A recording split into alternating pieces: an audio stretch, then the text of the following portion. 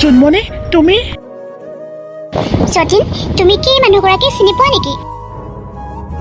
ৰখিবাচোন ৰিয়া। জোন, তুমি ইয়াত কি কৰি আছা? মোৰনো কি ইমান দৰকাৰ আছিলে ইমানখিনি খোজকাঢ়ি তোমাৰ কাৰণে টিফিনটো দিবলৈ? তুমি ভোকত থাকিবা বুলিয়ে মই আহিছিলোঁ, কিন্তু তুমি দেখোন ভোক বেলেগৰ পৰাহে পলুৱাই আছা। অহ' তুমি ইমান ড্ৰামা কৰিব নালাগে, অ'কে? এইটো তোমাৰ কিটচেন ঘৰ নহয়, এইটো মোৰ অফিচ হয়। অফিচত আৰু এইবিলাক চলিয়ে থাকে, তুমিনো কি বুজি পাবা অনবৰতে ঘৰৰ ভিতৰত সোমাই থকা ছোৱালীজনী। কিন্তু যতীন, এইজনী তোমাৰ কোন হয়? তুমি ইমান যে মাকখান লগাই আছা হৈছে। তুমি ইমান চিৰিয়াছ হোৱাৰ দৰকাৰ নাই, অ'কে? এইজনী আমাৰ ঘৰৰ কাম কৰা ছোৱালী হয়। আমাৰ ঘৰৰ কামতকৈ আমাৰ ঘৰখনত বেছি অধিকাৰ দেখুৱাবলৈ আহে। চাকৰণী বুলি নাভাবেই নিজকে, মোৰ ৱাইফ বুলিহে ভাবে চাগে। কিন্তু মই এইবিলাকক জানো পাত্তা দিওঁ কোৱা? গোটেই মুডটোৱে বেয়া কৰি পেলালে। আৰু যতীনে নিজৰ পত্নীৰ আগতে সেই ছোৱালীজনীৰ লগত বেছি ঘনিষ্ঠ হৈ গৈছিল, আৰু জোনমণিয়ে এইবিলাক একেবাৰে সহ্য কৰিব পৰা নাছিল। যিটো ল'ৰাই যোৱাকালি ৰাতি মোৰ লগত শুই পেলাই মোৰ ওচৰতে আছিলে, মোৰ দুবাহুৰ মাজত আছিলে, আজি সেইটো ল'ৰা বেলেগ এজনী ছোৱালীক সাৱটি ধৰি আছে। এইবিলাকক চাব নালাগে, আমি আমাৰ কাম কৰোঁ। তোমাৰ নিচিনা ইমান ধুনীয়া ছোৱালী এজনী থাকোঁতে মই বেলেগ ছোৱালী চাম নেকি? তাকেইতো ভাবিছোঁ। ব'লা তললৈ যাওঁ, লিফ্টত। অ'কে ব'লা।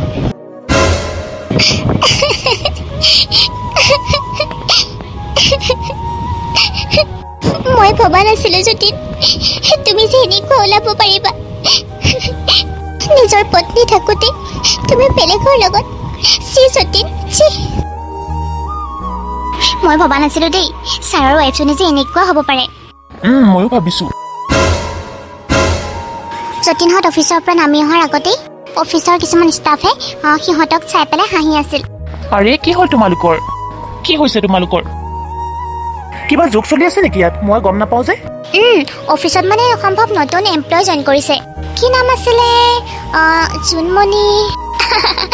ছোৱালীজনী দেখিবলৈ ইমান বেয়া নহয়। ননচেন্স, তোমালোকক কোনে কৈছে এইবিলাক কথা? ছাৰ, আজি আপোনাৰ ৱাইফ আহিছিলে নহয় টিফিন এটা দিবলৈ। যতীন, তুমি দেখোন কৈছিলা সেইজনী তোমাৰ ৱাইফ নহয়, তোমালোকৰ ঘৰৰ কাম কৰা চাকৰণীহে বুলি। তুমি দেখোন ঘৰৰ কাম কৰা বাই বুলি কৈছিলা, আৰু এতিয়া ইহঁতবোৰে কি কৈ আছে?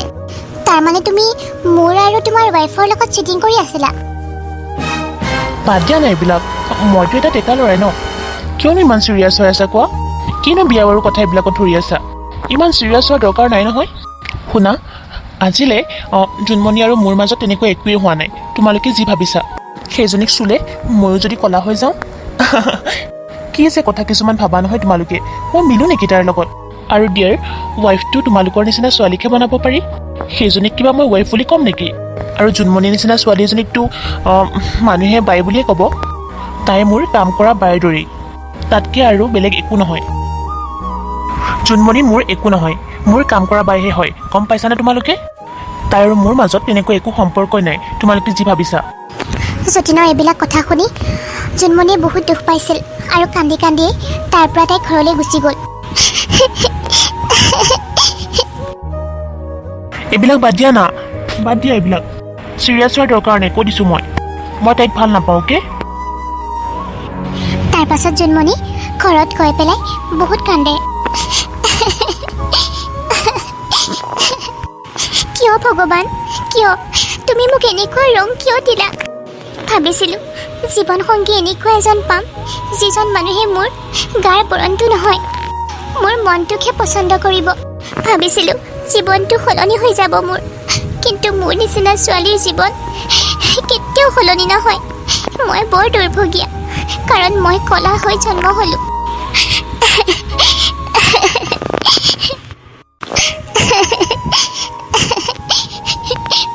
জোনমণিয়ে এইবিলাক কথা ভাবি ভাবি বহুত কান্দি আছিল, আৰু তেতিয়াই ননন্দীয়েক নেহাৰ মাত শুনিলে। মা, মই যে পিচিবলৈ দিছিলোঁ সেইখিনি পিচিলানে? পিচিলা যদি সোনকালে লৈ আনা, মই মুখত ঘঁহিব লাগে। তাৰপাছত আকৌ মই স্কিন কেয়াৰ ৰুটিনখনো মানিব লাগিব। সোনকালে কৰা না, জল্দি কৰা মা। নেহাই বাৰু কি ঘঁহে? মই এটা কাম কৰোঁ, নেহাৰ ৰুমলৈ গৈ মনে মনে তাই যি ঘঁহে মই সেইখিনি মনে মনে ঘঁহি আহোঁ। তাই ইমান ধুনীয়া বগা, যদি মই ঘঁহি বগা হ'ব পাৰোঁ, ময়ো চবৰ পৰা এনেকুৱা মৰম পাম।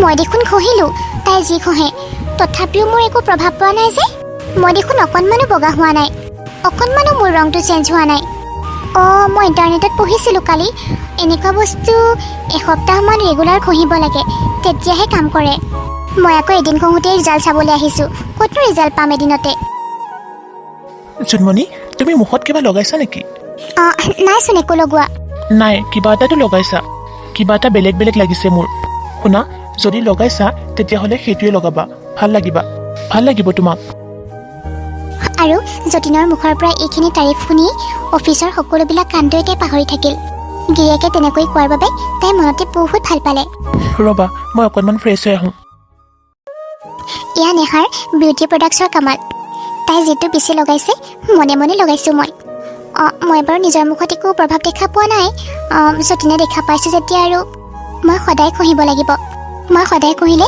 আৰু ভাল ৰিজাল্ট পাম মই যদি নিয়মিত লগাওঁ তেতিয়াহ'লে ময়ো দেখোন বহুত ধুনীয়া বগা হৈ যাম একদম নেহাৰ দৰে আজি মোৰ বহুত ভাল লাগিছে যতীনে যে মোক এনেকৈ কৈছে মই ভবাই নাছিলোঁ মোক যে এনেকৈ তাৰিফ কৰিব আচলতে এডছবিলাক এনেই নেদেখায় সঁচাকৈ কিছুমান ক্ৰীম ঘঁহিলে বগা হয় চাগে শুনাচোন যতীন কোৱা মানে আই লাভ ইউ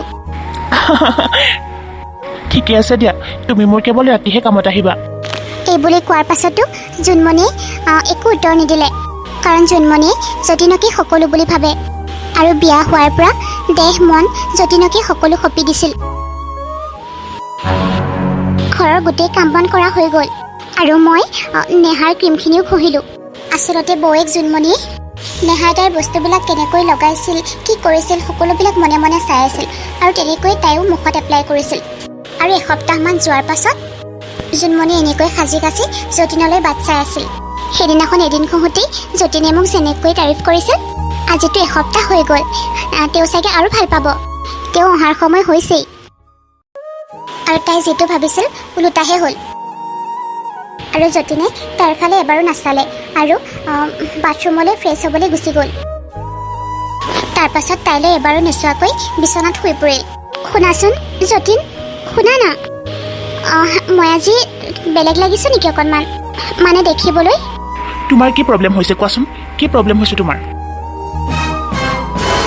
অনবৰতে খালি আমনি কৰি থাকা ইমান ডিষ্টাৰ্ব কৰিব পৰা নাই মই কি চাম কি চাম এই কলা চেহেৰাটো দেখিবলৈ ভাল হোৱা হয় বেলেগ আছিলে হ'ব দেখিবলৈ যদি ইমান ভাল দেখিবলৈ মন আছে তেতিয়াহ'লে মই মেকআপ আনি দিম মই অফিচলৈ গ'লে মই তোমালৈ মেকআপ আনি দিম অ'কে মোক আমনি কৰি নাথাকিবা যোৱা ইয়াৰ পৰা শুনা আৰু যাওঁতে যাওঁতে ৰুমৰ লাইটটো অফ কৰি থৈ যাবা নহ'লে মোৰ ওচৰত শুলে মই যদি পাহৰি পেলাই কেনেবাকৈ কাটি হৈ দিওঁ যদি তোমাৰ এই ভয়ানক কলা চেহেৰাটো দেখা পাওঁ মই কিজানি মৰিয়ে যাম গতিকে প্লিজ লাইট অফ কৰা এনেকৈ কেনেকৈ হ'ব পাৰে নেহাই দেখোন এইবিলাকেই লগায় তাইৰ স্কিনটো ইমান উজ্জ্বল হৈ থাকে আৰু তো একেই বস্তুখিনি ময়ো ঘঁহিছোঁ মোৰ ঠাইত কিয় প্ৰভাৱ নপৰে সেইবিলাকে মোক কিয় কাম কৰা নাই নিশ্চয় চাগে কিবা বেলেগ প্ৰক্ৰিয়া আছে ক্ৰীমটোত কি লিখা আছে চাওঁ অকণমান ৰংটো ক'লা হ'লে এইটো 2 সপ্তাহ লগাব লাগে মই আৰু এসপ্তাহ ইউজ কৰি চাওঁ যিজনী জোনমণিৰ নিজৰ ক'লা ৰংটোৰ কাৰণে কোনোদিনে একো আক্ষেপ নাছিল কিন্তু যতীনক ভাল পোৱাৰ পাছত চাগে তাই নিজৰ ক'লা ৰংটোৰ ওপৰতে চাগে ঘৃণা উপজিল আৰু নিজৰ ক'লা ৰংটোক বগা কৰিবলৈ বহুত চেষ্টা কৰিছিল আজিৰ পৰা মই ডেইলি এইটো ক্ৰীম ইউজ কৰিম শেষ হ'লে মই লাগিলে আকৌ আনি ল'ম মই যিহেতু যতীনক বহুত ভাল পাওঁ তাৰ কাৰণে মই এইখিনি কষ্ট কৰিবই লাগিব জোনমণি হৈও দেচোন যতীন বগাই জেগাই ইমান এটা ধুনীয়া ল'ৰা মোৰ লগত গ'লেতো সাজিব লাগিব তোৰ দুখ লাগিলে নহ'ব নহয় জোনমণি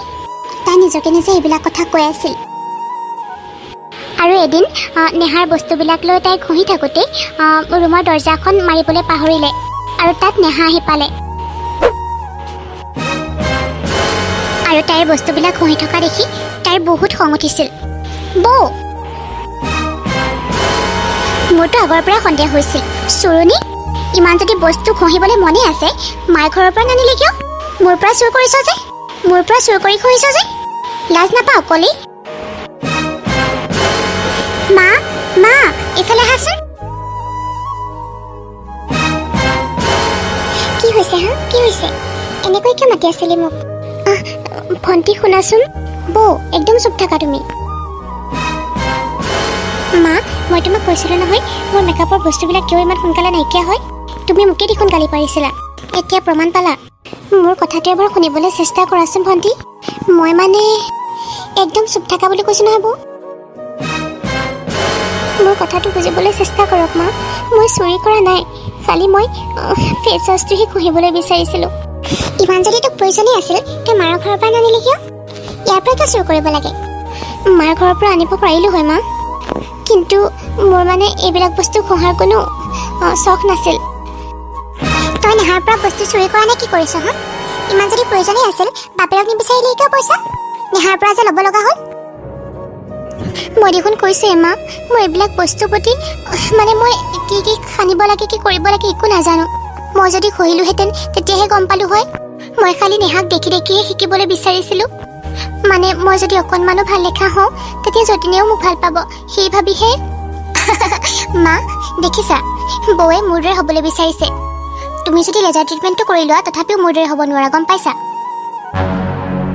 যদি তই মোৰ নিচিনা হ'ব পাৰ লেজাৰ কৰিও মই তেতিয়া মোৰ মূৰটোকে খুৱাই ল'ম যা কৰিয়া মোৰ বস্তু চুৰি কৰি মোৰ নিচিনা হ'বলৈ আহিছে অ' মোৰ ল'ৰাক মানে হাতৰ মুঠিত কৰিবলৈ তই এইবিলাক কৰি আছ ভালদৰে শুনি ল মোৰ ল'ৰাই তোক বিয়া পাতোকে থকা নাছিল তোৰ বাপেহঁতে যিমানবিলাক খা সম্পত্তি দিছে সেইকাৰণেহে মই তাক যেনে তেনে বুজাই মেলি বিয়াখন কৰাইছোঁ এনেইতো তোৰ নিচিনা এজনী সি বিয়া পাতে নেকি তাৰপিছত ছোৱালীয়ে লাইন লাগি থাকে ক'ত তই আৰু ক'ত মোৰ ল'ৰা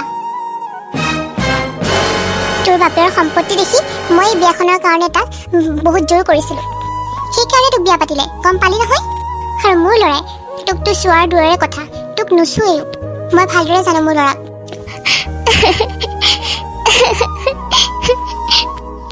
যতীনৰ মাকে যতীনে জোনমণিৰ কথা নুশুনাৰ কথা কৈ আছিল ভাবিছিল জোনমণিৰ লগত সি নুশুৱে জোনমণিৰ লগত নাথাকে জোনমণিক নুচুৱেও কিন্তু মাকহঁতে জনা নাছিল কামনাৰ বাবে যে পুতেকে জোনমণিৰ লগত সদায় ৰাতি শুৱে তেতিয়া তাৰ প্ৰতি থকা ঘৃণাবোৰ ক'লৈ গৈছিল মই ইমান মেকআপ নকৰোঁ যে মা এইজনী মোৰ নিচিনা হ'বলৈ বিচাৰিছে আৰু প্ৰতিটো কথাতে মোৰ মাৰ ঘৰক লৈ কথা কৈ নাথাকিব কি হ'ব হা কি হ'ব তোক এনেও আমি বিয়া পাতিবলৈ ইচ্ছা নাছিল তহঁতৰ ঘৰৰ মানুহে সা সম্পত্তি দিয়াৰ কাৰণেহে মই তোক আনিব লগা হ'ল আমাৰ ইটো তোক পচন্দই নকৰে কথা শুনালে কি হ'ব মা এইজনীক ভালকৈ দুপিটনমান দিবহে লাগে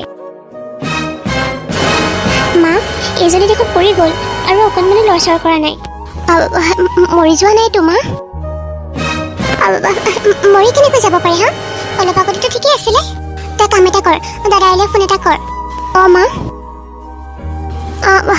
হেল্ল' দাদা আৰু এইজনী মৰিব কেনেকৈ পাৰে হা মইতো এপাতহে চৰ দিছিলোঁ দাদা যিমান সোনকালে পাৰ ঘৰলৈ গুচি আহ মানে বৌ সেইজনী মোক শেষ কৰি পেলাইছে মানে অকণমান মোক শান্তিত থাকিবলৈ নিদিয়ে মই একো কৰা নাই দেই কোনোবাই যদি কিবা সোধে মই ডাইৰেক্ট কৈ দিম মায়ে চৰ মাৰিছিল বুলি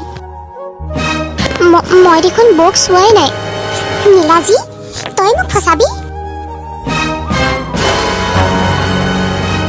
ডক্টৰ কি হৈছেনো বোৱাৰীজনীৰ মানে আপোনাৰ বোৱাৰী প্ৰেগনেণ্ট ভালকৈ ৰখাব ভাল ভাল বস্তু খুৱাব তাই অকণমান দুৰ্বল নেহাই দাদাইকৰ ফালে ঘূৰি চাইছিল আৰু যতীনেও এই কথা শুনি তলমূৰ কৰিছিল যতীন মা মানে